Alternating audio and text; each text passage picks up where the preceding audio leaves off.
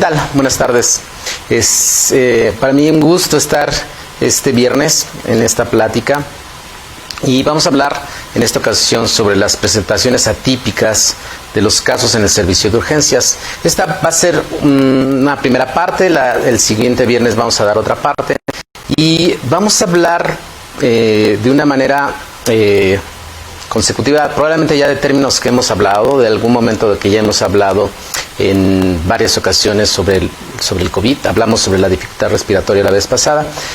Y esta es una patología que ha venido cambiando a través de todos estos meses. Hay que tener en cuenta que comenzó en diciembre en China y que finalmente ha venido avanzando en forma progresiva en los diferentes países. Y revisando las estadísticas, es impresionante cómo ahorita tenemos más casos que mismo China, tenemos más casos que en Francia, más casos que en Italia, más casos que en España. Y somos uno de los primeros 5 países con problemas de COVID. A pesar de todas las estadísticas y a pesar de todo lo que tenemos, por desgracia es una enfermedad que viene cambiando.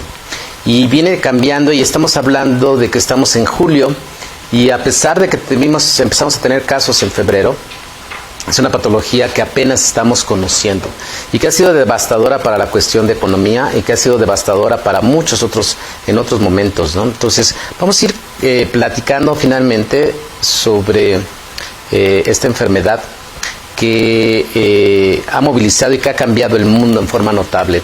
Cuando nosotros hablamos en cierto momento que el VIH había cambiado la historia del mundo, de pronto nos dimos cuenta que la pandemia de influenza modificó algunas cosas, pero esto vino a modificar en forma notable lo que es la experiencia de enfermedades, y una enfermedad que cambió y que estoy seguro cambiará la historia de la humanidad para las gentes que nacieron en esta época y los niños que nos ha tocado ver, que dicen que el virus está afuera y se imaginan algo que en determinado momento y le dicen a los abuelos ponte el cubrebocas y no salgas porque el virus está afuera. Ya no hubo necesidad a lo mejor de hablar del coco o alguna situación que nos tocó a nosotros. Este es verdaderamente algo totalmente diferente que tiene que ver. Entonces vamos a hablar en esta plática sobre 3 diferentes momentos. Después hablaremos de lo que pudiera ser en otra plática. El próximo viernes vamos a terminar esta plática porque es muy larga y vamos a ir mencionando algunos puntos importantes. Entonces es importante que tengamos en cuenta que es una enfermedad que tiene muchos cambios en cuestión de la estadística. Nosotros podemos ver, por ejemplo, aquí en esta imagen, ¿no?, sobre las diferentes estadísticas en el mundo. La verdad es que tenemos que ser muy conscientes que eso está cambiando en forma notable y las estadísticas que tenemos ahorita para mucha gente son confiables, para muchos de nosotros son totalmente no confiables porque ha venido siendo diferente la manera en la presentación de cómo se ha podido ir modificando. Esta es una presentación del Johns Hopkins que fue en la plática pasada, que hablaba precisamente sobre los casos que tenemos confirmados en México. Era más grande, no teníamos tanta problemática probablemente como la tenemos ahora. Si nosotros vemos la cantidad de casos confirmados en el mundo era 7.543.000 y la cantidad de casos que tenemos en México eran de 133.000. Ahorita prácticamente estamos en los 330 y tantos mil y bueno, seguramente en las próximas 3 semanas ya estaremos hablando más de 500.000 de personas afectadas. Estamos hablando de que en este mapa finalmente vemos cómo está afectando principalmente las zonas de la zona de Nueva York en Estados Unidos, la zona de México que empieza finalmente a abarcarse y parte de la problemática que tenemos. Aquí podemos ver cómo se controló la situación en China. Si tuviéramos la oportunidad de poder, ¿crees que podemos entrar en internet ahorita? Con la previa. Aquí en donde está ahí, la de arriba, esa. Si tenemos oportunidad de verlo en tiempo real, ojalá que lo pudiéramos ver en tiempo real, la forma como se va manejando, es impresionante cómo estamos hablando de que existen 13.927.000 personas confirmadas. Y del mapa que vimos en forma previa, vemos cómo México y totalmente Estados Unidos ya están, estamos hablando de tiempo real, ustedes si entran a esta página de Johns Hopkins, verán cómo está completamente México tomado, cómo está completamente Estados Unidos, cómo Canadá no está tomado. Podemos ver toda la parte de Europa totalmente tomada. Podemos ver la parte de China, y es impresionante cómo China salió del ámbito. China se quedó con 80 y tantos mil personas infectadas, y México estamos aquí finalmente con 324,000 personas infectadas, a pesar de que nuestras estadísticas son totalmente malas. Si nosotros vemos esa parte, es impresionante cómo fuimos desplazando, cómo Brasil tiene una cantidad, pero en Brasil hacen mucha cantidad de cifras, muchas pruebas. Nosotros no tenemos una cantidad de pruebas tan altas como finalmente tiene la zona de Brasil. Y podemos ver que en el caso de México, cómo estamos con 324,000. Por eso les digo que las próximas 3 semanas probablemente llegaremos a las 500,000 personas en México, ¿no? Y aún así, si nosotros vemos más en detalle, podemos darnos cuenta cómo Puebla, como la Ciudad de México, como algunas otras áreas, la zona de Guadalajara, están llenas de personas con lesiones. Puebla es impresionante la cantidad de gentes que tenemos. Y un punto importante, de la cantidad de personas que tienen la mortalidad establecida, hay una diferencia notable en la cantidad de certificados médicos que se han dado. ¿Por qué hay una diferencia notable? Porque estamos hablando de que la gran mayoría de las personas que llegan a fallecer, en muchas de las ocasiones no se hace el diagnóstico de COVID porque no tenemos una prueba que en determinado momento lo esté confirmando. Entonces se quedan como neumonías atípicas, no se quedan como neumonías por COVID. Y sin embargo hay una franca diferencia en relación a la cantidad de muertes relacionadas con los certificados que tienen por confirmados de los que no están. Viendo esto y sabiendo finalmente la trascendencia de lo que va a pasar, es impresionante. Si regresamos a la plática, será impresionante cómo en los próximos meses nosotros seguiremos teniendo niveles extraordinariamente altos de pacientes que tienen presencia de coronavirus. Si podemos otra vez adelantar. Ok, entonces tendremos este dato que tendremos que ver. ¿Qué ha cambiado con el COVID? Pues resulta que cambiaron muchas de las maneras como pudieran manejarse los pacientes. Estos pacientes que finalmente van emplayados, como podemos decir, o que están finalmente con una protección para la gente que lo está transportando, para la gente que en determinado momento está teniendo contacto. La parte problemática que estamos viendo es aquellos pacientes que se van de alta de los hospitales y aquellos pacientes que salen positivos y que están en sus casas y que no están alcanzando lugares en los hospitales. La semana pasada teníamos hospitales llenos donde no había posibilidad de que ingresaran a hospitalización, donde no había posibilidades de que ingresaran a una terapia intensiva, porque al menos aquí en Puebla todos los hospitales estaban llenos. ¿Qué sucede? Esas personas que no tienen la posibilidad de entrar a un área hospitalaria, por desgracia, tendrán que regresarse a su casa.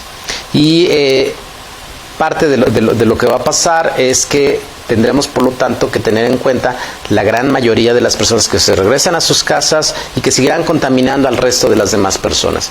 ¿Por qué esta curva no la alcanzamos? Porque estamos viendo un déficit importante en la cantidad de diagnósticos y la manera en la cual existe la parte de precaución. Si nosotros estábamos en rojo y nos cambiaron a semáforo naranja y otra vez estamos en rojo y otra vez volvemos a presentar este pico de cantidad de gente, el problema es los que están en sus casas y que siguen siendo finalmente infectantes para la gran mayoría de la familia alrededor. Entonces, sí tenemos en cuenta que la gran mayoría de las infecciones por coronavirus se conocen perfectamente bien y sabemos que existen estas diferentes formas, pero sin embargo este coronavirus tiende a ser totalmente diferente. Con nosotros sabemos que es un virus ARNA. Es un punto importante. ¿Por qué? Porque también debemos de saber que los DNA causan presencia de inmunidad permanente, pero los RNA no. Todo el mundo está teniendo la esperanza de que tengamos la vacuna. Y yo lo que les comento es, recuerden el SIDA. El VIH es un virus que es RNA, pero tiene más de 30 años y todavía no tenemos vacuna. Una vacuna que sea efectiva. Nosotros entonces estamos pensando que la problemática las queremos ver resueltas en los siguientes meses, lo cual va a ser totalmente diferente. Porque esta enfermedad se está confrontando totalmente diferente a como una influenza, porque cuando estaba influenza teníamos ya tratamiento, teníamos un virus, teníamos antivirales que los Celtamivir, que era completamente directo y efectivo para tratar al virus de la influenza H1N1. Y además después tuvimos una vacuna que ha sido verdaderamente efectiva. Aquí, por desgracia, muchos de los tratamientos que estamos manejando, ninguno de ellos ha sido comprobado que realmente sea efectivo, y tenemos además una serie de elementos que están alrededor rondando y saliendo en redes y demás que son totalmente inefectivos, que la gente los llega a utilizar. Y por otro lado, no tenemos antivirales que sean verdaderamente específicos, lo cual tenemos esta posibilidad. Estamos hablando, por lo tanto, de un virus que comienza en diciembre, que estamos hablando de un virus que estamos teniendo en julio y que por desgracia está cambiando la manera de cómo se está comportando. ¿Por qué las pruebas no son tan específicas también? Porque por desgracia no toman toda la estructura viral y no son totalmente específicas. ¿Ok? Entonces podemos nosotros darnos cuenta que, y esta diapositiva es muy importante, porque las infecciones virales pueden manifestarse en diversas formas, desde fiebre, enfermedades no complicadas, hasta tener una complicación como neumonía o síndrome de insuficiencia respiratoria aguda. ¿Qué hace la diferencia con el coronavirus? Que este virus está afectando no nada más la parte a nivel respiratorio, está afectando la parte intestinal, está afectando las partes pancreáticas, está afectando el sistema nervioso central, está viendo que se transmite también por vía placentaria. Estamos viendo un virus que se está comportando de una manera totalmente diferente a lo que podríamos en determinado momento tener en cuenta. Y muchas cosas que salieron en forma inicial que eran aparentemente verdaderas y que debíamos de tenerlas en cuenta, de pronto nos damos cuenta que el virus de pronto puede transmitirse de otras formas que no teníamos. ¿Qué tan cierto era esa parte que el virus tosías, era un virus que era pesado y se caía a los 2 metros? De pronto parece que no es así.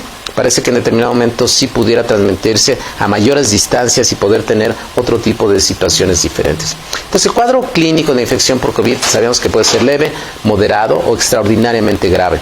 Y esta gravedad puede generarse o ser muy similar a presentar septicemia y choque séptico. ¿Por qué en determinado momento se llega a presentar eso? Precisamente por las famosas tormentas de citocinas. Las tormentas de citocinas que hemos hablado tiene que ver finalmente con la presencia de que estas citocinas proinflamatorias se elevan en una forma persistente y continua cuando existe resistencia a la insulina, cuando existe presencia de obesidad, cuando existe diabetes tipo 2. ¿Qué es lo que más tenemos en este país? Tenemos una gran cantidad de gente que tiene diabetes, tenemos una gran cantidad de gente que tiene problemas de obesidad, al menos 10 millones de personas que tienen problemas de diabetes, de las cuales existen 24 millones de personas con problemas de prediabetes, 22 millones de personas que tienen sobrepeso, 26 millones de personas que tienen problemas de obesidad. ¿Por qué se afecta en forma notable? Por la resistencia inflamatoria que se puede llegar a presentar cuando la gente tiene síndrome metabólico. Y uno de los puntos importantes, como dice esta diapositiva, es que la inflamación crónica es una condición patológica subyacente en las células inflamatorias como los neutrófilos, monocitos, macrófagos, que se infiltran en el tejido graso y otros tejidos y se acumulan en individuos con condiciones fisiopatológicas metabólicas crónicas. Recordemos, la diabetes es una enfermedad inflamatoria crónica, la obesidad es un proceso inflamatorio crónico. Entonces ya estás teniendo de por sí un proceso inflamatorio establecido. Por otro lado, llega un virus que favorece a través de la modificación del proceso inflamatorio y hace que todavía sea mucho más agresivo. Entonces esta tormenta de citocinas que llega a pasar, en que tenemos la posibilidad de que se incremente cuando existe una mayor cantidad de tejido graso, pues lo que va a suceder es que es totalmente diferente a lo que puedes encontrar, por ejemplo, como el H1N1 o el H1N5, donde a pesar de que exista este proceso inflamatorio, todavía se ve mucho más agresivo el que se presenta a través del SARS-CoV-2. Un punto importante que también tenemos que tener en cuenta es que la respuesta inflamatoria se viene modificando. Es sabido que, por ejemplo, la parte de modificación a través de producción de interferón se ve notablemente baja en esta infección por virus por el COVID, cosa que no sucede en los demás. Aquí sí vemos una franca disminución en la cantidad de interferón. ¿Qué es el interferón? Sabemos que el interferón es una sustancia que su nombre lo indica, interfiere con la replicación viral. Y nada más con la replicación viral, tiene también que ver con la duplicación o la persistencia final de cáncer. Un punto importante es que este virus, por lo tanto, disminuye la presencia de interferón. ¿Por qué se llega a presentar esta patología que generalmente se puede presentar cuando existen infecciones de tipo bacteriano, como la presencia de sepsis, y en enfermedades no infecciosas como presencia de pancreatitis aguda grave necrótica hemorrágica? Porque se ve que también el virus afecta las células de Langerhans y favorece la presencia de destrucción de tejido a nivel de los islotes beta pancreáticos, y por lo tanto una de las condiciones que vemos en los pacientes que tienen diabetes es que se descompensan. Al menos nos ha tocado ver en el servicio de urgencias varios casos que llegan por cetoacidosis diabética. Hace aproximadamente como un mes nos tocó ver un paciente que llegó en cetoacidosis severa, con valores de más de 1200 de glucosa en sangre, y que parte de la problemática no se murió por presencia de tener coronavirus, se murió por la deshidratación tan severa y el proceso de acidosis tan marcada que llegó a tener. Tan es así que por más que tratamos de controlar el proceso de cetoacidosis, la falla fue condicionado por un lado por el problema respiratorio que tenía severo, y por otro lado por la presencia de una cetoacidosis muy muy importante. Entonces, estamos viendo cómo este tipo de virus va manifestándose de una manera muy importante, y tiene, por lo tanto, que nosotros tenemos que ver que es mayor en nuestra población, también dada precisamente porque el paciente que tiene una obesidad mórbida tiene un problema ventilatorio en forma importante. Entonces, se dice, los pulmones se hacen pequeños, el abdomen crece en forma notable, y no hay ventiladores que en determinado momento puedan favorecer esto. Entonces, es así que los pacientes grandes, obesos, mórbidos, tienen mayores posibilidades de presentar tendencia a utilizar ventilación asistida.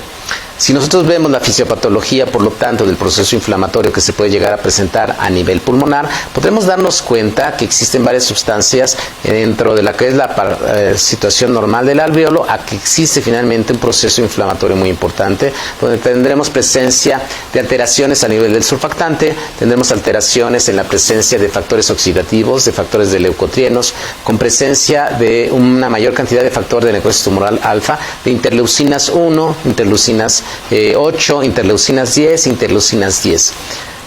¿Qué es importante? Porque aquí podamos señalar una presencia notable, porque hemos estado midiendo los pacientes que tienen interleucinas 6, y un factor muy importante en la determinación pronóstica de que el paciente pueda fallecer es la presencia de interleucinas 6.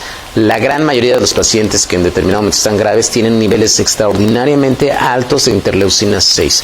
La interleucina 6 se puede medir y se mide finalmente en picogramos. Es una cantidad pequeñísima de sustancia de interleucina 6 que se puede llegar a manejar. Nosotros lo hemos visto cómo se va midiendo, y un paciente que llega con niveles de interleucina 6 elevado, aunque sean foses que llegan con neumonía y que llegan, aunque no tengan gran dificultad respiratoria, es un paciente que va a tener mal pronóstico. Sucede exactamente igual que la ferritina. Si nosotros medimos los niveles de ferritina en sangre, vemos que aquellos que no tienen mayor patología tendrán niveles de ferritina bajitos, 200, 300. Pero nos ha tocado ver ferritina de 3000, 3500, que desde el paciente tú lo ves que tiene dificultad respiratoria, le tomas una tomografía, ves que tiene daño pulmonar y ves la evolución, y si llega a urgencias con niveles de ferritina por arriba de 2000, bueno, de 1500, te darás cuenta que es un paciente extraordinariamente grave. Entonces tendremos en cuenta esa patología, y tendremos que darnos cuenta que esta tormenta de citocinas se presentan en forma progresiva desde los 7 a los 10 días después del inicio de los síntomas. Lo que hemos comentado en otras ocasiones es que el paciente que tiene esta tormenta de citocinas en forma inicial empieza con el cuadro de infección. Imaginémonos, como habíamos comentado la vez pasada, empieza a nivel de julio, y tendremos esta patología. Imaginemos que de pronto se va a una fiesta de las que ya existen ahora, porque ya empieza finalmente esa parte de apertura, donde va a ser la fiesta, van todo el mundo a la fiesta, llega el paciente que se fue a la fiesta, el chavito de 16, 18, 20 años se fue a la fiesta.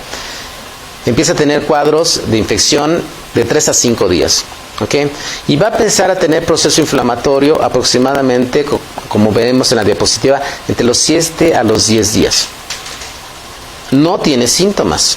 Y en ese momento empieza a transmitírselo al resto de las demás familias. Vamos a imaginarnos, por lo tanto, que se infectó el día primero, y eso hoy estamos a día 10, por decir algo, de julio. Para el 17 de julio, aquella persona que empezó a tener problemas 15 o 17 días después del problema, va a empezar a tener un problema mayor. ¿Qué va a ser la diferencia? Que ese adolescente, aquel que se fue a la fiesta, va a estar perfectamente normal. No va a presentar mayor dato, pero aquella persona que llegó y contagió va a ser la que en determinado momento va a tener mayor lesión. ¿Qué es lo que va a suceder? Que entonces la tormenta de citocinas que se está presentando en esa persona va a ser tan agresiva que va a generar cuadros de procesos de neumonía severo. Y no nada más va a ser la presencia de neumonía, como ya hemos dicho, va a ser presencia finalmente de pancreatitis, va a ser presencia de alteraciones a nivel cerebral, presencia de alteraciones como si fuera choque séptico en diferentes niveles, y eso es lo que va a llegar a presentar alteraciones que van a hacer que el paciente, por lo tanto, presente datos como si fuera un choque severo relacionado con este tipo de patologías. Entonces las interleucinas, como ya hemos dicho, la 6, la 10, la 8, factores de necrosis tumoral, van presentando en forma progresiva lesión, van a ser la parte de protección para que haya mayor lesión, pero esta tormenta de citocinas va a generar mayor cantidad de alteraciones en forma progresiva. ¿Qué es lo que podemos tener? Que eso sucede en la gran mayoría de las lesiones que son por diferentes tipos de virus. Y por eso podemos ver que en algunas alteraciones como neumococos, como virus de influenza, existe esa tendencia a presentar una alteración más importante en relación al proceso inflamatorio. Sin embargo, como dice esta diapositiva, las quimosinas, adhesinas, factor estimulante de ciertas colonias que favorecen el proceso proinflamatorio, es mucho más importante en la presencia del SARS-CoV-2. Y tiene que ver no nada más con eso, los receptores también TOL 2, 3 y 4 llegan a ser muy importantes. Tan es así que esta presencia de alteraciones se ven en lesiones de músculo esquelético, en hígado, en pulmones, y también tiene que ver con la presencia de que muchos de estos tipos de alteraciones que se presentan con la alteración a nivel de los receptores de angiotensina que hemos visto y que hemos comentado mucho en hipertensión, en presencia de diabetes, favorece que por lo tanto exista presencia de mayor cantidad de endotoxinas a nivel de circulación. Habíamos comentado que cuando existe esta situación favorece la translocación bacteriana, que se puede llegar a presentar mucho en pacientes que tienen problemas a nivel intestinal, lo cual va a favorecer que exista la salida y presencia de alteraciones en diferentes niveles de ciertas bacterias que ingresaron al torrente circulatorio. Si nosotros vemos todo este tipo de alteraciones, favoreceremos o tendremos que es más importante de alteraciones que se presentan en niños menores de 5 años, menores de 2 años principalmente, adultos de 65 años. Casi no vemos alteraciones en gente joven. Es muy raro que llegue un paciente en urgencias con alteraciones que se presenten en la edad juvenil. Casi no los vemos. Un punto que ahorita vamos a hablar va a ser de las presentaciones atípicas. Es de una persona joven que llegó con nosotros y que presentaba un cuadro que llamaba mucho la atención. Es importante aquellas enfermedades pulmonares crónicas como EPOC, fibrosis quística, asma. Es importante la gente que tiene problemas de asma, tienen ciertas alteraciones que favorecen la presencia de lesiones mayores por coronavirus. Si la persona tiene enfermedad cardiovascular, hipertensión, presencia de insuficiencia cardíaca, patología de síndrome coronario agudo, es más fácil que puedan llegar a presentar alteraciones. Nefropatías, todos los pacientes que son insuficientes renales crónicos son más fácil que tengan presencia de alteraciones por COVID. Hepatópatas, enfermedades hematológicas, incluyendo anemia de células falciformes. En estas presentaciones atípicas, después les voy a presentar en la otra sesión, un caso muy interesante de un paciente que llegó al hospital con alteraciones de una leucemia. Y esta paciente presentaba alteraciones, empezó a manifestarse como la leucemia 2 semanas antes, y cuando llegó al hospital ya tenía alteraciones por COVID. La parte complicada de este tipo de situaciones es que las lesiones a nivel pulmonar eran pequeñas, pero ya tenía una leucemia en forma notable. Y la paciente hizo alteraciones mucho más severas relacionadas con eso. Después le vamos a presentar este caso que es muy interesante. Es un hecho que los pacientes con diabetes tipo 1 y tipo 2 habíamos comentado, y la parte gestacional llegan a presentar mayores alteraciones. Vemos mayor presencia de cetoacidosis diabética. Es impresionante cómo llegan a tener valores muy altos, 600, etcétera. Afectaciones neurológicas, como nos ha tocado ver gente joven, incluso, que llega a tener eventos vasculares cerebrales o alteraciones de lesiones de tipo encefalopatía también por eso. Es un hecho de los pacientes que tienen VIH, lupus, habíamos dicho leucemias, llegan a presentar datos embarazadas hasta 2 semanas posparto, y habíamos comentado las personas que tienen un índice de masa corporal importante. Evidentemente aquellos que tienen obesidad mórbida con un índice de masa corporal mayor de 40 son los que llegan a tener estas alteraciones. Ok, entonces los pacientes por lo tanto van a tener diversas formas de poderse llegar a presentar. ¿Cuál es el caso común o típico de un paciente que pueda llegar a presentar? La presencia de tos, la presencia de fiebre, importante, la presencia de dolor de cabeza, que llegan con más de 10 días de evolución. Y algunas de las opciones que entren dentro de este grupo son los pacientes que llegan a tener contacto con los diferentes personas, y cada vez lo llegamos a presentar más. Yo les comentaba que antes la gente que no tuvo contacto con el virus de la influenza, era muy difícil que en determinado momento llegaran a tener familiares. Tan es así que mucha gente no creyó que hubiera este tipo de problemáticas. Aquellos que nos tocó directamente ver cómo se morían los pacientes que tenían problemas de influenza H1N1, no nos los creían porque no les tocó. Sin embargo, yo les puedo asegurar a todos los que estamos en esta plática en el chat, y todos los que en determinado momento están viendo esta plática, y los que probablemente vean, es que ya tienen algún familiar, algún conocido que falleció. Gente, ahorita saliendo de consultorios, estaban platicando con unas personas que venían de Oaxaca, de León, creo que así se pronuncia, en Oaxaca. Y me decía, es que es tan amplia la población, son rancherías, y de pronto ya hay familias alrededor que están falleciendo, familias completas.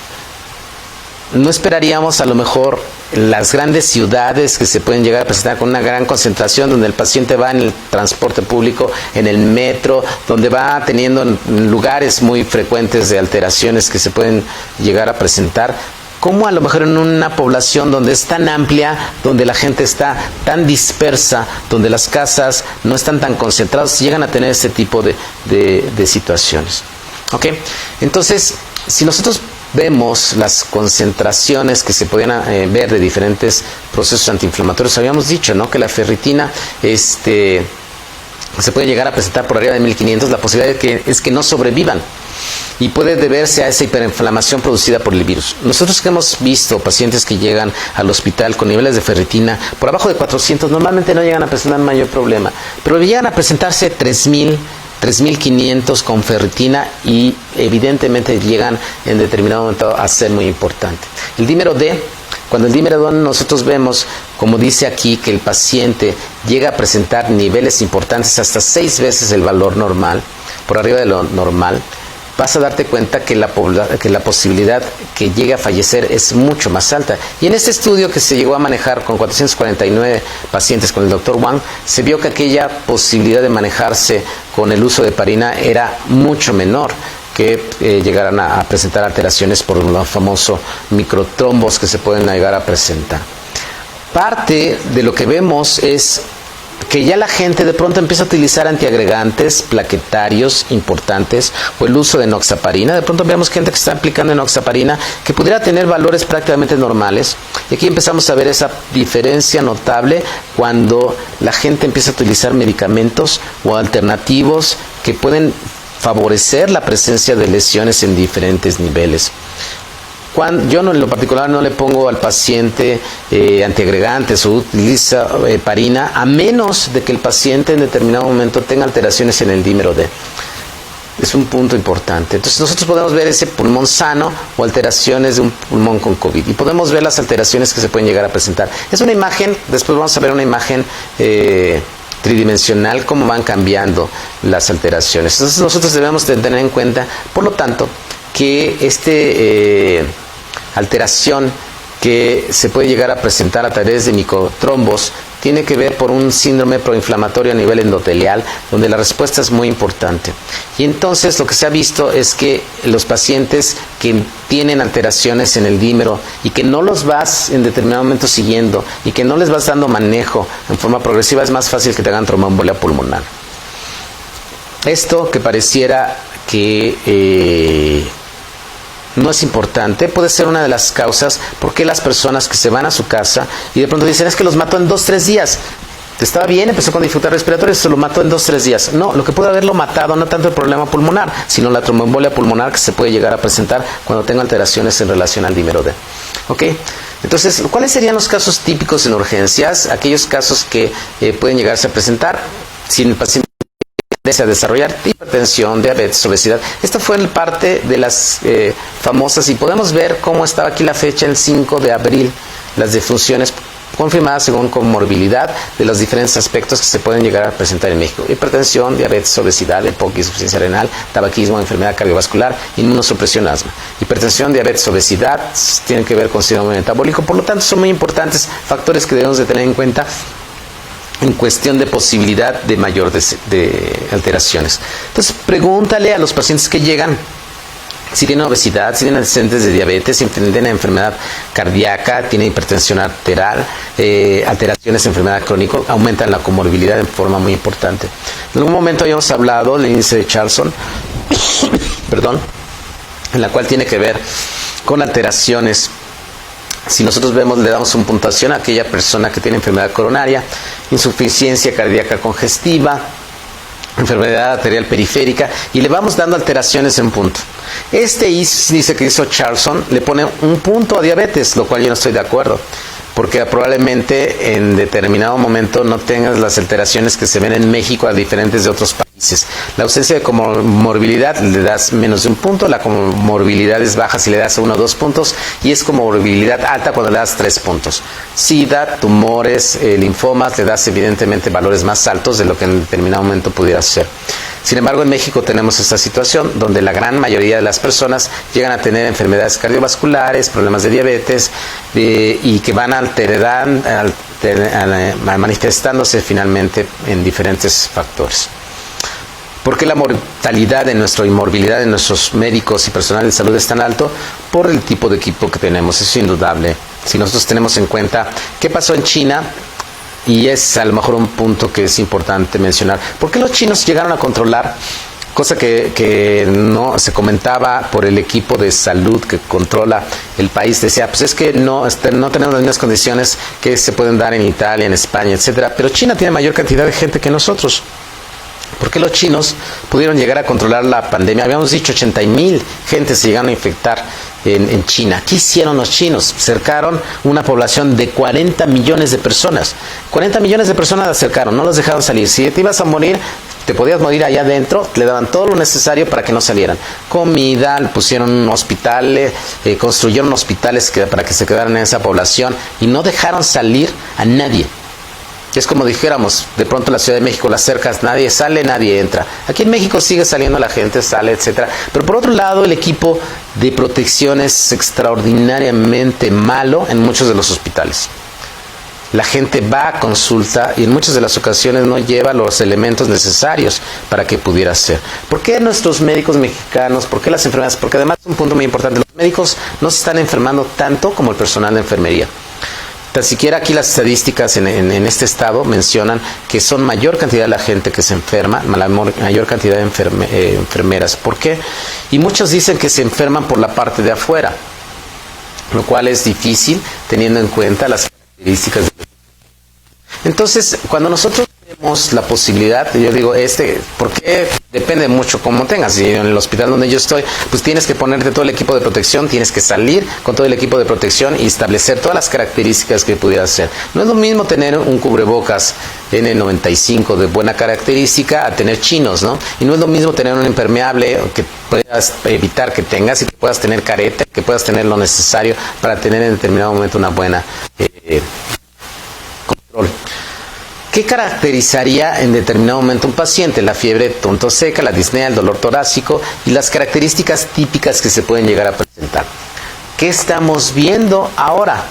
Estamos viendo que esta fiebre, esta tos seca, esta disnea y este dolor torácico, que son las características típicas, de pronto ya no llegan los pacientes bajo esas características típicas al área de urgencias. Tú podrías ser, son atípicas, la trombosis venosa profunda, el síncome, la miocarditis, Guillain-Barré, diarrea, hipoxia silenciosa, la anosmia, la somnolencia. Aquí a lo mejor este punto en relación a la disgeusia, es decir, que no tengas una buena percepción de los alimentos o que no tengas en determinado momento un buen gusto por los alimentos, me ha tocado ver en muchos pacientes, es un dato muy importante. Estos datos que se llegan a presentar dependían mucho de los puntos. Entonces, si un paciente llega con trastornos en el estado de alerta, si llega en determinado momento menor, un Glasgow de 15, si llega con presencia de taquipnea o llega con hipotensión, el paciente tenía una escala Quick-SOFA que favorecería, si tienes 3 puntos, de que sea riesgo alto. Son 3 puntos importantes.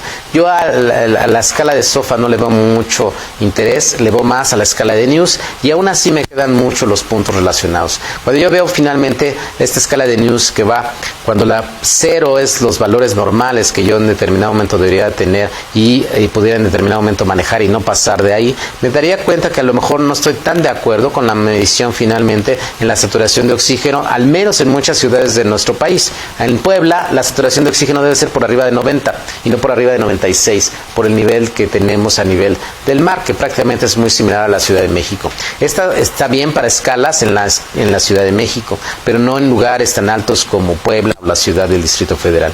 Entonces debemos de tener en cuenta que esta escala va variando. Tiene 0, valores normales, y tendrás 1, 2 o 3 en determinado momento positivo, o 1, 2 o 3 en determinado momento negativo, dependiendo de las características que pudieras ser, ya sea hacia abajo o hacia la parte de arriba. Yo aumento la frecuencia respiratoria hasta 25, le doy 3 puntos, pero si disminuye por abajo de 8, pues le doy 3 puntos. La saturación de oxígeno normal debería ser por arriba de 96, no voy a tener saturación más alta, y mi saturación le daría 3 puntos a aquellos que están por abajo de 91. En caso de POC sería 83. El uso de oxígeno suplementario le pondría 2 puntos. Y aquí a lo mejor es importante darnos cuenta, porque el paciente en muchas ocasiones llega con dificultad respiratoria, pero no llega con todos los datos de dificultad respiratoria severa que tenemos, con todos los datos que pudiéramos tener. A veces puede llegar nada más taquipneico y a veces no puede llegar con tanto tiraje como lo puedes ver en otro tipo de patologías.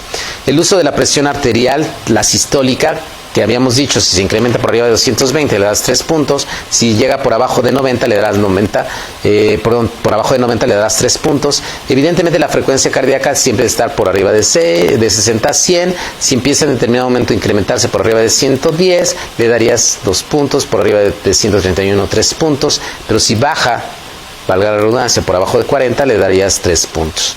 La temperatura es otro punto. Cuando el paciente está realmente hipotenso le podrás dar 3 puntos, y la valoración entre 1 y 2 si en determinado momento llegara a tener fiebre hasta de 39 grados. Entonces esta clasificación de News le das de 0, un riesgo clínico bajo, y normalmente el paciente se podrá ir a su casa sin mayor problema. Le tendrás que tomar los signos vitales cada 12 horas, de 1 a 4 será bajo, y aquí probablemente sea importante en qué momento yo puedo dar de alta a un paciente para que se vaya a su casa del área de urgencias. Si tiene un puntaje por abajo de 4, el paciente pudiera en determinado momento irse a su casa. Sin embargo, cuando en determinado momento llegas a pasar por arriba de 6, tendrás que meterlo a hospitalización. Y cuando pase por arriba de 7 es un paciente que puede estar extraordinariamente grave, y tendrás que verificarlo con posibilidad de que en determinado momento requiera intubación. Y aquí es ahí donde se dice que iba a decir un dicho medio curioso que probablemente para mucha gente no le gusta, mejor no lo digo, pero es ahí donde tenemos la problemática. Cuando un paciente requiere intubación y el paciente se va a cansar, Y el paciente que se cansa finalmente lo vas a tener que intubar. Es totalmente diferente la respuesta en gente joven a que no. A mí me tocó ver un paciente particular que llegó al hospital, paciente que me han referido para que yo lo pudiera ver. La tomografía tenía una neumonía, una gente de 38 años, y tuvo la particularidad de no tenía dinero, se tuvo que ir finalmente a un hospital público y buscó los 4 hospitales públicos aquí en esta ciudad, no tenían lugar para poderlo manejar. La familia decide llevárselo a su casa, llega a su casa y me hablan por teléfono. Yo les dije, pues bueno, trata de conseguirle oxígeno, ponle oxígeno. Le di manejo convencional a lo que pudiéramos estar acostumbrados y poderlo manejar. Y el paciente, le hablo como a los 3 días a la hermana, le digo, oye, ¿qué pasó? Pues bueno, ya se siente un poco mejor, todavía tiene dificultad respiratoria. Y de hecho, les voy a presentar después la parte de, es un paciente que vivió bien, y les voy a enseñar después la parte de los laboratorios que, si no les impactan, a mí sí me impactaron, pero después lo vamos a ver al final de la plática. El punto radica en que este paciente se fue a su casa y después le dije, oye, ¿qué pasó finalmente con el oxígeno? ¿Cómo va? Y lo que más me impactó fue lo que me dijo la hermana, no conseguimos oxígeno. Estuvo prácticamente 10 días en su casa con una dificultad respiratoria muy importante porque se había ido del hospital y no consiguieron oxígeno. La parte problemática, lo que quiero que lleguemos ahorita en este punto, es que el paciente puede requerir intubación y no va a haber lugares. Me tocó ver un caso de un neumomediastino, que eso lo vamos a presentar las imágenes en la siguiente sesión, un síndrome de Hamann, en la cual el paciente requería intubación. Y sabemos en el área de urgencias que si intubas al paciente no te lo van a aceptar. Es un paciente que se tuvo que trasladar a otro hospital. Llegó a otro hospital con presencia de neumomediastino, había hecho finalmente presencia de neumotórax, y al final quedó con sonda de pleurostomía, sonda finalmente mediastinal, y el paciente, si se hubiera hecho la intubación, probablemente no lo hubieran aceptado en el otro hospital. ¿Cómo puedes saber? A través de una escala de News, cuando el puntaje sea por arriba de 7, es un paciente que probablemente va a requerir intubación. Y debes de tener en cuenta dónde va a poder ingresar ese paciente si no existen los recursos necesarios para poderlo en determinado momento manejar. Entonces esa parte es importante en cuestión de intubación. Factores de riesgo, lo que habíamos dicho, ya lo hemos hablado mucho sobre esa particularidad. Marcadores de mal pronóstico, tener un dímero D alto por presencia de tromboembolia pulmonar, tener una linfopenia severa, presencia de alteraciones en la filtración glomerular, menor de 30, alteraciones a nivel de las pruebas de función hepática, alteraciones de procalcitonina, velocidad de sedimentación elevada, ferritina por arriba de 1000 y trastornos a nivel de la albúmina. Podemos tener una placa que pudiera en determinado momento ser normal y tener una tomografía verdaderamente horrible, ¿no? Puedes poner, creo que no sé si esté la parte del video ahí, ¿sí? Aquí probablemente verás un paciente, lo puedes detener ahí. Perdón, sin pasarlo. Ok, que no alcancemos probablemente. Ahí si quieres, ahí lo dejamos. Si tú te das cuenta, este proceso inflamatorio que tiene que ver con alteraciones en diferentes niveles, donde ves las imágenes de vidrio despulido, ves imágenes, alteraciones en diferentes niveles de empedrado, ok, y donde la parte funcional es esta zona donde los alveoles están íntegros, pero son tan pocos en base a la alteración inflamatoria tan importante. Este paciente que estás viendo aquí es un paciente que va a requerir, va a tener un NEWS por arriba de 7 y por lo tanto va a tener mayores posibilidades de requerir intubación endotraqueal. ¿La que sigue? Okay. Habíamos dicho dentro de la tomografía que nos interesaría ver ese tipo de alteraciones que se van presentando. ¿Cuáles son los hallazgos típicos que podría tener? Presencia de pavimento, imágenes de tipo pavimento, alteraciones de vidrio despulido con un halo que se están viendo a través de aumento importante de las zonas redondeadas, disminución en el calibre de tipo vascular, alteraciones en situaciones periferias y basales principalmente. Ya hemos dicho alteraciones muchas de vidrio despulido de tipo multifocal. Es raro ver lesiones únicas y es raro ver alteraciones en diferentes niveles. ¿Qué es lo que vamos a tener en determinado momento? Creo que es mi teléfono, si lo quieren apagar, perdón. Alteraciones atípicas serán alteraciones en distribución, linfadenopatías, presencia de cavitaciones, patrones nodulares, alteraciones de diferentes masas, alteraciones de tipo pleural, ¿no? Son alteraciones que se pueden llegar a presentar. ¿Ok? Y entonces tendríamos alteraciones que nos hablarían de la severidad. Si nosotros vemos, pueden ser leves, moderadas o graves, por arriba de 50, y podríamos en determinado manejar categorías A, B o C, dependiendo si fueron en vidrio despulido, empedrado o trastornos en consolidación. Una enfermedad avanzada nos hablará de consolidación, alteraciones de progresión de la enfermedad en empedrado o de vidrio despulido en forma inicial. Nosotros, si se acuerdan, hoy ven este tipo de alteraciones que son los comunes, de pronto yo les voy a presentar una imagen de una alteración que no es nada común y que puede llamarle la atención de lo que pudiera ser. Es una imagen característica donde finalmente el paciente puede tener un CORRAD 5 o CORRAD 6 altamente característico de una lesión. ¿Quién puede respirar con esto? Muy poca gente. O sea, la verdad es que tú ves alteraciones de ese estilo y te vas a dar cuenta que es un paciente que característicamente puede llegar y que va a tener alteraciones notables. Parte de lo que pudieras ver en este tipo de alteraciones que se pueden llegar a nivel periférico, donde el paciente puede ser que incluso no tenga tanta dificultad respiratoria y que te puede llegar al servicio y que puedes encontrar este tipo de alteraciones. Si yo veo, me encanta esta imagen y les voy a decir por qué. Porque yo aquí me estoy dando cuenta de que existe esa fase de respuesta viral que es una infección de tipo precoz que se da en el estadio 1. Después voy a tener estadio 2 con una fase pulmonar y un estadio 3 con proceso de fase inflamatoria, como ya hemos dicho, con alteraciones en diferentes niveles. Esta respuesta hiperinflamatoria es la que probablemente llega en la mayor cantidad de pacientes a las áreas de urgencias. ¿Qué tendríamos que tener en cuenta?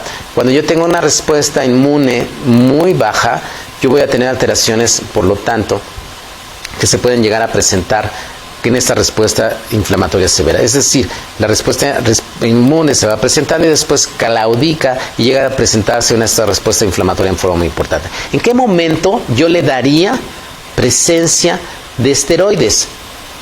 Pues evidentemente no sería en esta parte. Si yo le doy esteroides en esta parte, en los primeros 3, 5, 6 días, el paciente no va a tener una mejoría notable.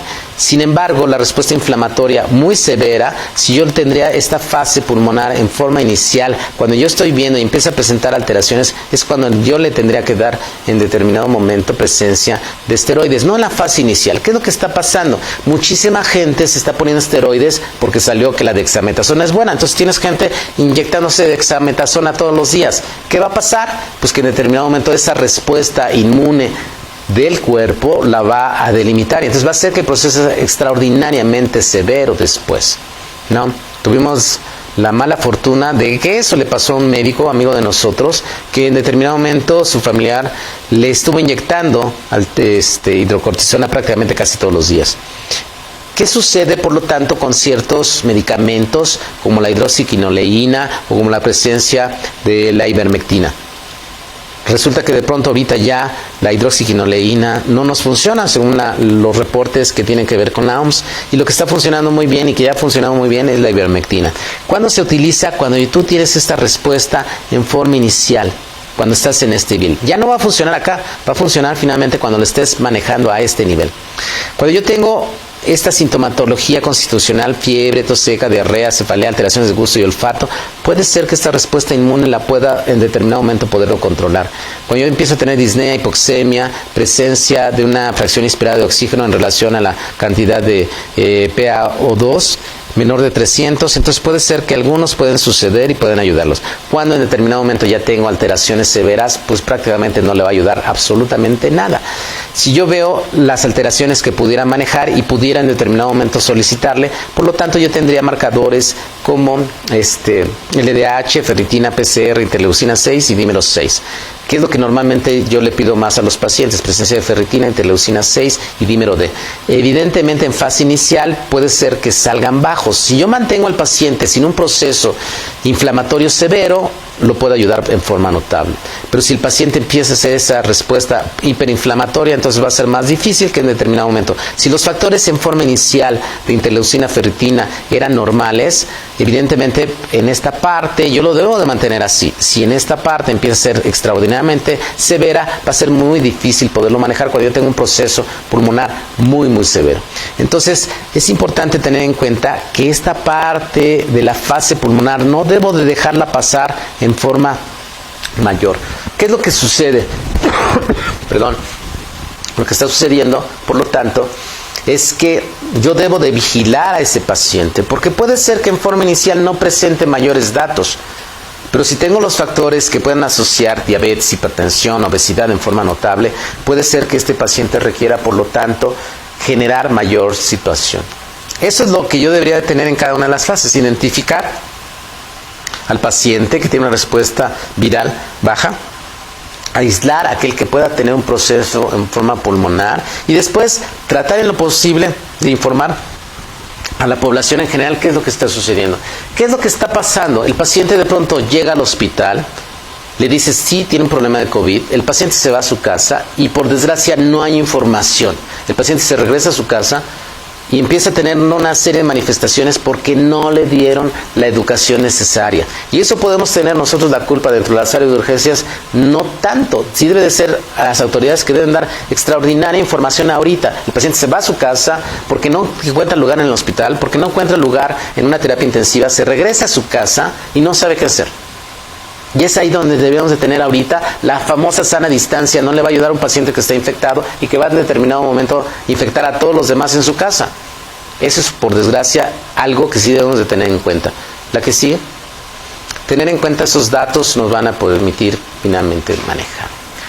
Es un caso atípico, les voy a dar un caso atípico. Es un masculino de 14 años que acude por sintomatología de vías aéreas superiores. ¿Okay? El paciente presenta este tipo de alteraciones en julio, 14 de julio. ¿Okay? Tiene tos, tiene algo de fiebre, lo ve un médico, llama la atención que tenía 7 días. Tú le tomas esa tomografía y ves esta tomografía y tú la ves prácticamente normal. ¿Le ves alguna alteración? Prácticamente normal. No se ve que tenga mayores alteraciones. ¿Ok?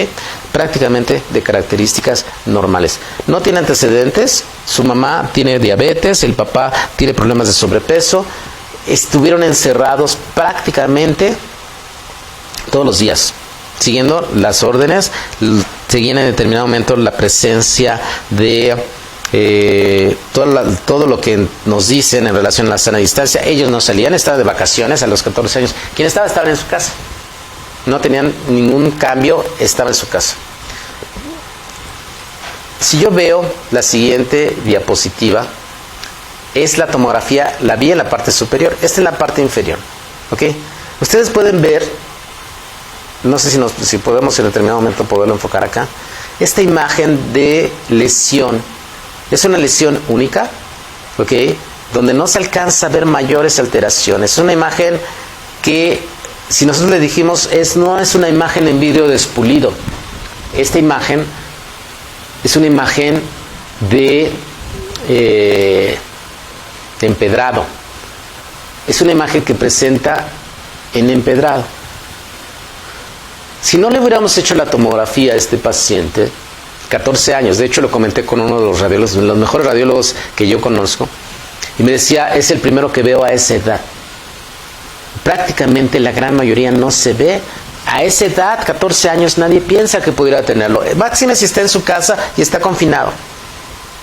¿Quién le pasó la lesión? No había salido, no se había ido a ninguna fiesta, nada, había estado en su casa. ¿Quién le pasó la enfermedad? El papá. El papá era el que salía y traía las cosas. Él asegurando que no había salido a absolutamente ninguna. El papá sí iba, se regresaba. Se le hizo prueba a todos. El único que tenía alteraciones es el prueba positiva para COVID. En el caso de él, el papá, la mamá y otro de los hermanos salieron negativos, su tomografía negativa, era finalmente la parte de él. La pregunta es, ¿qué le haces? O sea, ¿qué le haces a este paciente que tiene una lesión muy pequeña, que no tiene manifestación? Él va finalmente a salir completamente sin mayor problema. Niveles de ferritina, 100. Dímelo de negativo. ¿Tú qué le vas a dar? ¿Le vas a dar enoxaparina? ¿Le vas a dar? No, en ese caso nosotros sí decidimos darle ivermectina. En este caso estuvimos vigilando, sí le dimos acitromicina por la presencia de que tenía algo de fiebre y que podía alteraciones. Me vas a decir, ¿por qué acitromicina si en determinado momento no es un problema bacteriano? Porque finalmente sí hemos visto buena respuesta independientemente de los datos que se pudiera hacer. Lo manejamos con interferón. Es un protocolo que estamos manejando aquí en Puebla y le fue bastante bien a él y a la familia como tal. Es un paciente que llegó, que tampoco es lo típico, pero que ya lo estamos viendo como cuestiones típicas. Un paciente con datos finalmente de una neumonía por coronavirus. Ustedes pueden ver, la familia no nos había dicho que tenía presencia de que habían manejado con dióxido de cloro. Es un paciente que llegó extraordinariamente grave a la parte del hospital y ustedes pueden ver las lesiones que se presentan. ¿La que sigue? Vamos a poner el video. Y ustedes pueden ver este video que está hecho en una imagen. Pueden verlo, cómo se ven las lesiones por deterioro y las lesiones en sí misma, como fueran capitaciones. Cómo puedes ver la destrucción. Lo normal es la parte azul que tiene. Todo lo que empieza a ser proceso inflamatorio es presencia de lo rosa que se está manejando. ¿Se puede repetir? Y las lesiones en amarillo son las lesiones inflamatorias por COVID. Y puedes ver cómo si estuviera carcomido, lo comentaba con el doctor Eloy, cómo está carcomida la imagen de lesión. Este paciente que lo habían manejado con dióxido de cloro hizo manifestaciones cerebrales, hizo un daño renal impresionante, se tuvo que meter a hemodiálisis. Vean la parte incluso de destrucción. Vuélvelo a poner, por favor. En la parte de arriba, vean la parte apical del pulmón. Vean cómo existe esa zona de destrucción. Si subes la manita en la parte de hasta arriba, del otro lado, ahí, aquí, cómo se ve de la parte destruida de muchas zonas. Es una imagen de reconstrucción en tercera dimensión a color completo de cómo se pueden llegar a presentar las manifestaciones. ¿Ok? Este tipo de alteraciones, de antemano les puedo decir que el dióxido de cloro no debe manejarse. Si le quieres poner afuera del cuerpo está bien, pero si tú te lo tomas o te lo inyectas, como en este caso un médico de una población se lo inyectó al paciente, puedes matar al paciente, no existe nada relacionado con el uso de manejo sin que lo digan y que lo estén autorizando en Colombia para que lo utilicen. Pues nosotros aquí no, finalmente, y es parte importante si en determinado momento decidieron utilizarlo en otro lado a nivel de manejo. El otro día nos llega al hospital un paciente con, la familia dice, empezó a presentar dificultad respiratoria, empezó a hacer daño a nivel, empezó a sentir opresión, empezó a sudar en forma muy importante. 56 años, si mal no me acuerdo, de este paciente. La pregunta es, un paciente que llega ahorita en paro, ¿le das maniobras o no? Hay muchos lugares y muchas áreas de urgencias donde ya no le están dando maniobras a los pacientes que llegan. ¿De dónde lo sacaron? No lo sé. Puede ser que sí o puede ser que en determinado momento sea adecuado o no. El riesgo de que te puedas contaminar el intubar un paciente, pues existe como tal, ¿no? Yo sí me ha tocado reanimar a varios pacientes y muchos de mis compañeros médicos me dicen, estás loco, ¿por qué los reanimas? ¿Por qué en determinado momento te expones? Sabes que es un paciente que no va a salir en base a los datos de lesión que pudiera ser. Pero en este caso es importante tener, por eso no existen dentro de la parte de las guías, cuando digan ya no le des maniobras, pues no les darás.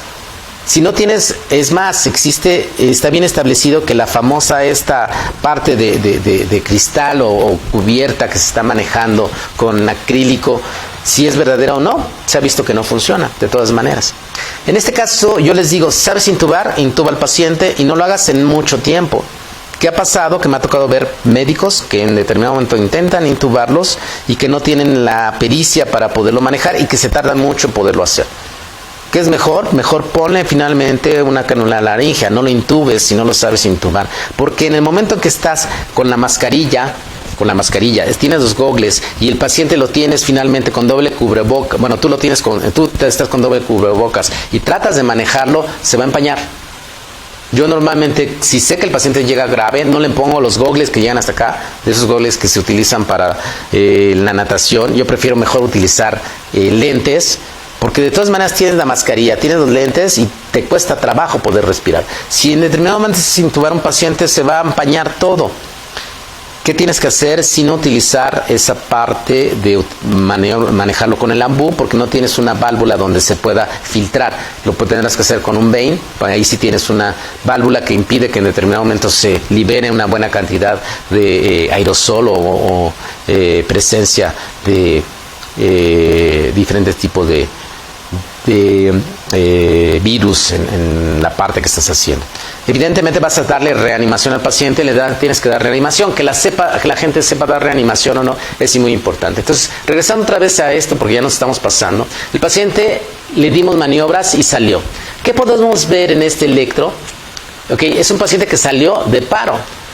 Y podemos ver las alteraciones. Un paciente obeso que se quejaba que tenía dolor en el pecho, que finalmente hicimos maniobras de reanimación. Sale el paciente y lo que vemos es un paciente verdaderamente infartado, con un infarto, con lesiones supradesnivel en la cara inferior. Vemos las alteraciones en D2, D3 y ABF. Vemos las alteraciones que se pueden llegar a presentar, con alteraciones muy importantes también en la cara anterior, con alteraciones de isquemia en la cara lateral alta y que además presentaba esta frecuencia cardíaca de 33 por minuto. El paciente, por lo tanto, tenía un bloqueo auriculoventricular completo, con un síndrome isquémico, un síndrome coronario agudo, con una lesión, un supradesnivel del ST, con una lesión subepicárdica en toda y la parte de la cara lateral, con un bloqueo AV completo, seguramente porque la circunfleja, porque la descendente, no la descendente ni la circunfleja, sino porque la derecha estaba tapada. ¿Qué sucede con este paciente? Le pusimos un marcapaso externo y nosotros podemos ver la hora que se podía llegar a presentar, eran las 6:45 de la mañana, según en la parte del reloj, el 7 de julio. ¿Y qué pasó con este paciente? Nunca lo pudimos sacar del paro. No traigo la gasometría, pero les voy a mostrar después en la siguiente plática sobre los trastornos gasométricos que se pueden llegar a presentar. Pero el paciente tenía una acidosis extraordinariamente severa, con un pH muy bajo, del más bajo que me ha tocado ver, con alteraciones en una acidosis metabólica severa, y sin embargo decidimos tomar una placa. No volvemos a pasar a tomografía. ¿Le pasa la que sigue? Y esa es la placa. ¿No le puse a hacer tomografía? No, pero ustedes pueden ver cómo en la parte de arriba, puedes poner la parte de arriba, solamente tenía un pedacito de pulmón funcional. La parte de arriba del lado, de aquel lado. Pues yo lo señalo. Aquí puedes ver cómo el paciente finalmente lo intubamos. Aquí llega la parte del tubo, y podemos ver solamente la parte funcional apical del lado izquierdo. Es un paciente que tenía COVID y que la familia, cuando le preguntamos, negaba que tuviera algún tipo de problema. Ya haciendo más interrogatorios le dijimos, es que no nos puedes mentir con esa radiografía. Bueno, sí, tenía 2 días para poder presentar. Si yo digo, aquí está la parte del tubo, para aquellos que no alcanzaron a ver esa parte.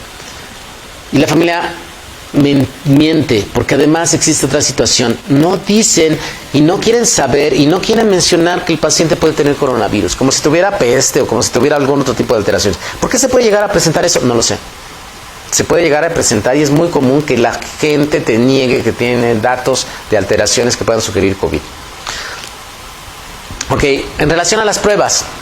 Las pruebas sabemos que finalmente no son las más adecuadas, 40% no son adecuadas a través de PCR. Si nosotros vemos esa prueba que se utiliza a través de PCR, podemos tener varias alteraciones. 40% de los pacientes que tienen prueba pueden tener falsos negativos. 40% es altísimo. Por eso puedes tener pacientes en toda la familia en los cuales tú sabes que tienen coronavirus, que tienen una placa, una tomografía que es normal y puede ser totalmente negativos.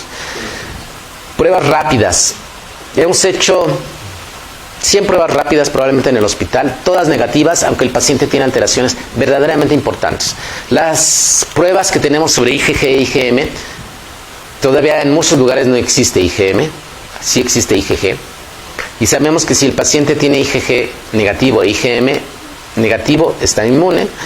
No inmune, si tiene IgG negativo e IgM positivo, tiene infección aguda porque IgM es positivo. ¿Okay? Si sabemos que IgM es positivo e IgG positivo, tiene una infección aguda, por lo tanto, y si en determinado momento tenemos IgG positivo, IgM negativo, el paciente tuvo una infección pasada, es decir, en este momento no está.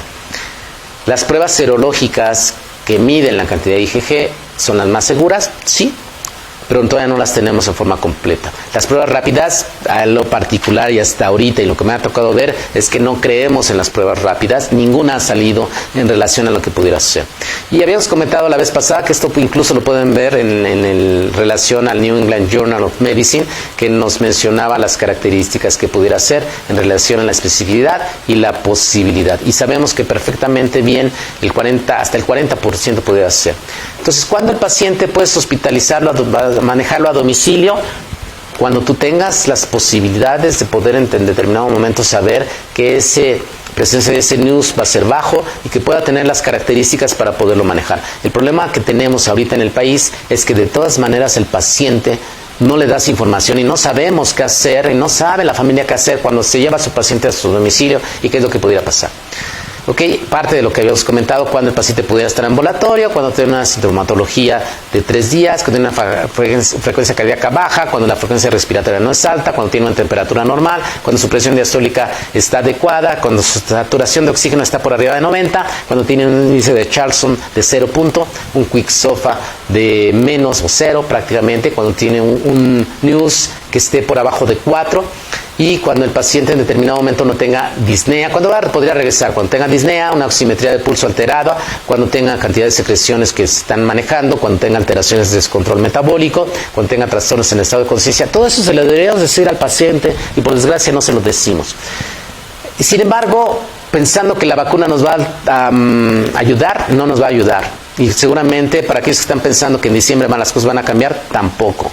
Yo les puedo prácticamente comentar que de aquí, tan siquiera las escuelas que tienen algo de conciencia saben que no van a abrir cursos presenciales probablemente hasta el otro año. ¿Qué va a pasar? Que todavía en el próximo año todavía no tendremos vacuna, ¿no? Y por lo tanto viene la temporada ahorita que estamos en julio. Sabemos que va a llegar la temporada de influenza que va a complicar y el nuevo despunte de coronavirus por ahí de octubre, noviembre. ¿Okay? Probablemente lo ideal sería no entrar en una zona que pudiéramos manejar. Me faltó una que ya no se quedó grabada, que quería comentarlos, sobre el paciente, no se quedó en esa parte, este paciente que mandé a su domicilio, que se fue a su casa porque no tenía no tenía lugar en los hospitales, no tenía presencia, se incrementó prácticamente todo sin oxígeno. Ese paciente me vino a ver y ese paciente, y es probablemente en la siguiente plática les voy a manejar, tiene después de 2 meses presencia de PCR a nivel nasofaringea positivo. 2 meses después.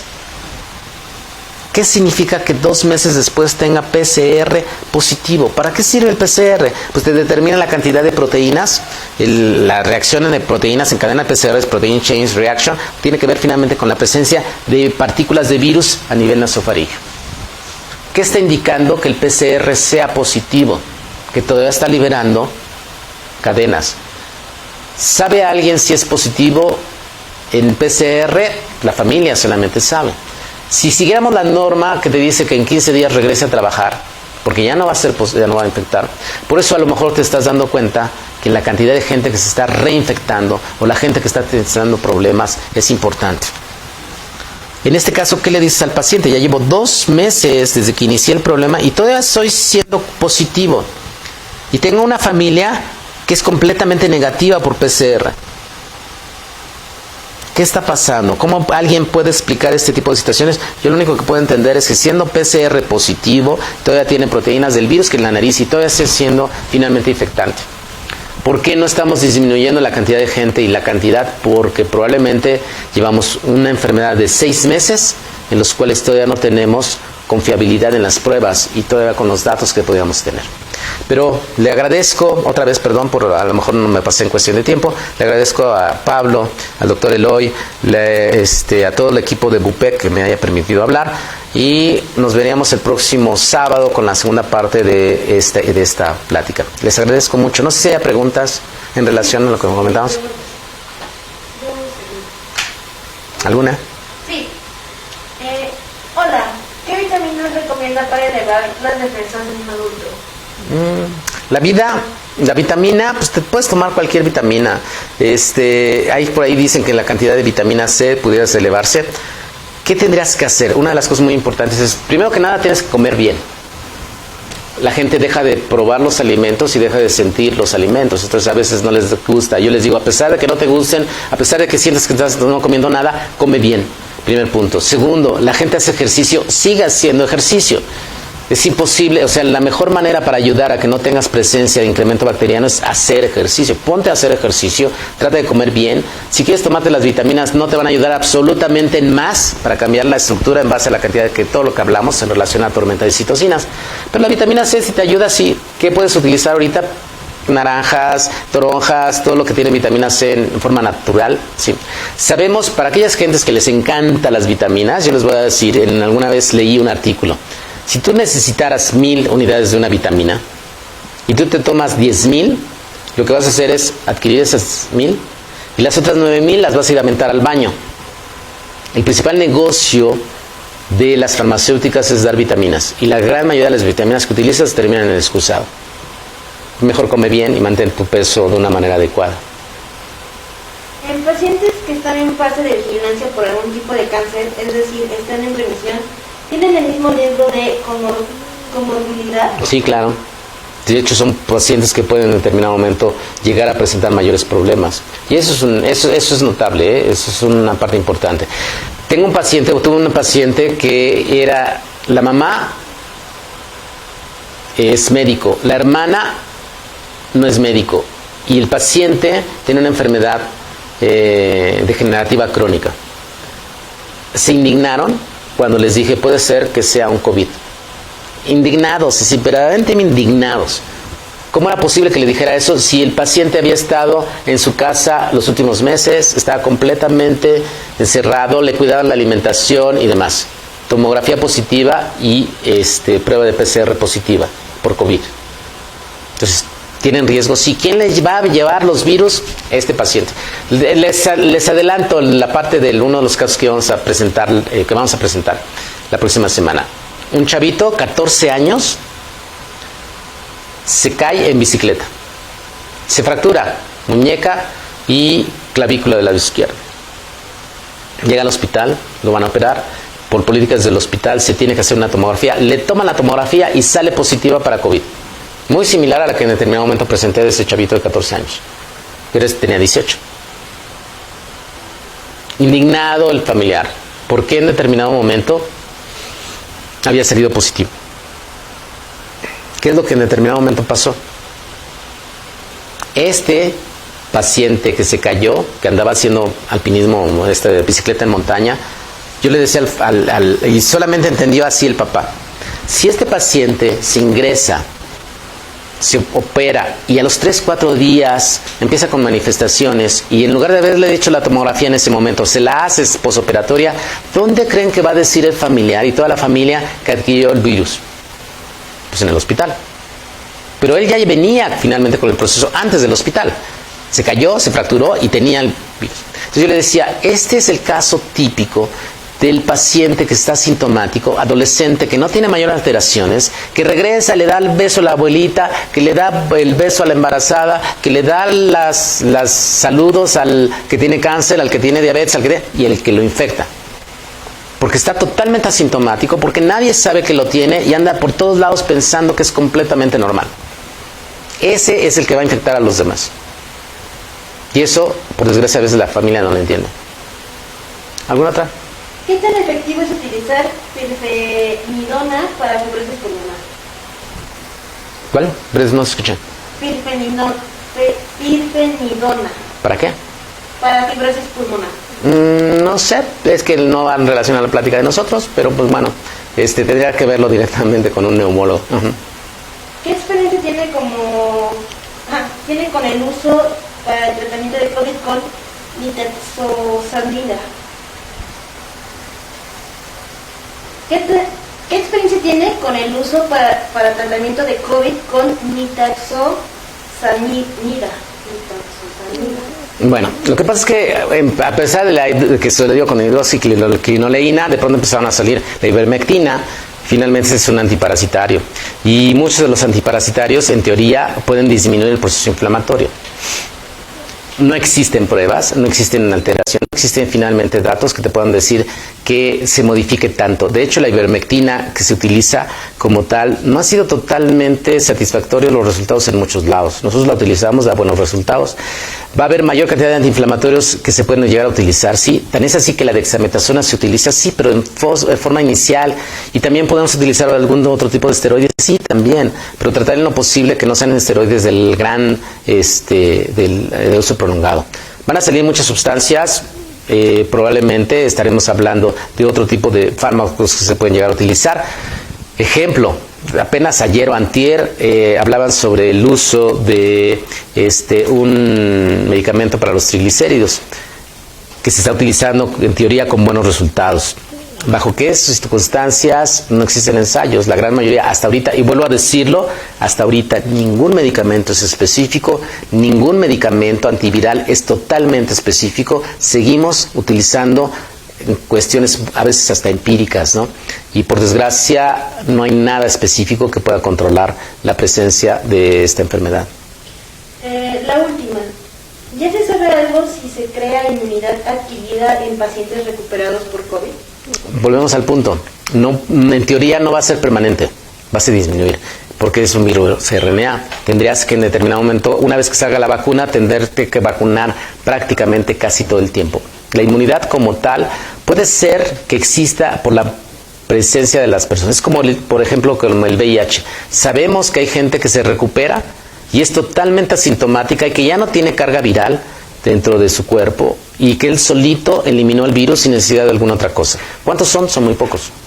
Aquí sucede prácticamente la misma situación. Tendrás esa inmunidad bajo cierto tiempo y bajo ciertas características, pero no en todo el tiempo. ¿Y te puedes volver a infectar? Sí. Ya existen casos de que existe volver a infección. Pongo un ejemplo que a lo mejor no lo sé del todo, pero es una parte que es importante y lo comento y lo voy a comentar en muchas ocasiones. Una familia donde el abuelo está bien, la abuela es totalmente asintomática, ¿ok? El abuelo es totalmente asintomático, la abuela le da neumonía, al hijo y al nieto les da neumonía, ellos confirmados finalmente a través de PCR y a través de tomografía. La abuela dice, yo no quiero el hospital, se me voy a mi casa, se va a su casa. Yo estaba seguro que iban a presentar alteraciones, la señora se regresa a su casa, quién sabe qué se te toma. El caso está que después de un mes está totalmente asintomática, se queda con ciertas alteraciones para poder caminar. El hijo es totalmente, se recupera de la neumonía, el nieto se recupera de la neumonía, y ahorita el que está enfermo, nosotros dijimos, el viejito se la aventó totalmente asintomático, después de un mes, mes y medio, y ahorita el que empieza con tos, con gripa, con catarro, con dificultad respiratoria es el abuelo, y tampoco quiere hacerse pruebas igual que en determinado momento la abuela. Seguramente entre todos favorecieron que ese grado que podía mantenerse y que podía haber estado totalmente controlado, pudo haber en determinado momento no presentar mayores datos. ¿Qué presenta ahorita? Un proceso que seguramente va a ser totalmente diferente porque le estuvieron llegando los virus por todos lados. ¿Qué tan buena inmunidad tenía? No lo sabemos. Y en relación a dióxido de cloro, que me estaban preguntando por acá, es terrible, terrible el hecho de que mucha gente piense que es la panacea, que lo están utilizando prácticamente para todo. Y les presenté un caso finalmente de un paciente que le inyectaron cloro y que hizo lesiones extraordinariamente severas, mucho más severas que la que tenía finalmente por COVID. Entonces, ¿sí mata? Sí. Ahí les pongo el ejemplo finalmente de este paciente que estuvo en el hospital, se tuvo que trasladar, se gastó miles y miles y miles de pesos porque utilizaban finalmente dióxido de cloro por vía intravenosa en este paciente. Veo a la familia y estoy viendo finalmente al papá de él. y les puedo decir que el resto de la familia que también utilizaba dióxido de cloro, muchos de ellos están con otro tipo de problemas. No es, ojalá, así como la red sirve para decir muchas mentiras y favorecer muchas cosas, ojalá pudiera entenderse que hasta ahorita probablemente de las sustancias más dañinas que me ha tocado ver sea el dióxido de cloro. ¿Ok? Muy amable, gracias. Nos vemos la otra semana.